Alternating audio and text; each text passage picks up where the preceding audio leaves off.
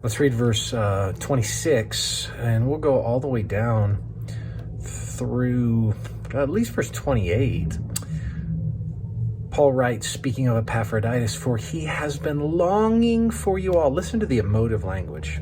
Longing for you all, and has been distressed. This idea means it's a term that means to be troubled, anguish, to be upset, because you heard that he was ill. So Epaphroditus is ill. Where's Epaphroditus' thoughts? His thoughts are with the Philippians who heard he was ill, right?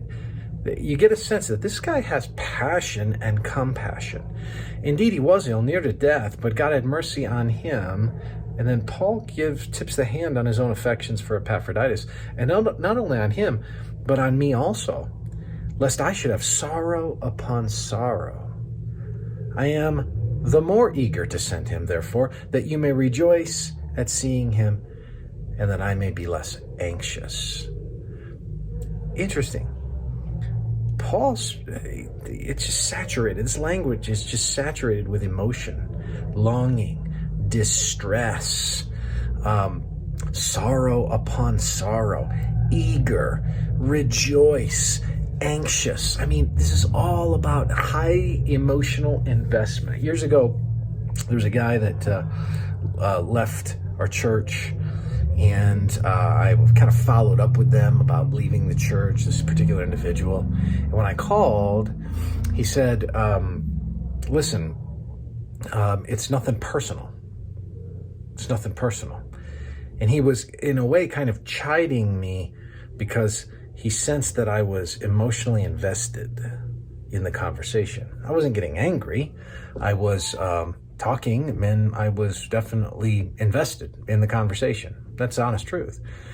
And I actually said to him, when he said that, it wasn't personal. I said, I think actually part of the problem is that you unplugged from a community where people were invested in you and they assumed you were invested in them. And now you're saying it's not personal.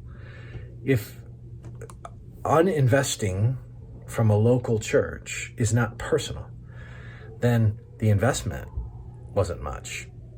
Because when you invest in a community, when you invest in relationships, by definition, it becomes personal. So here's an odd thought for the day.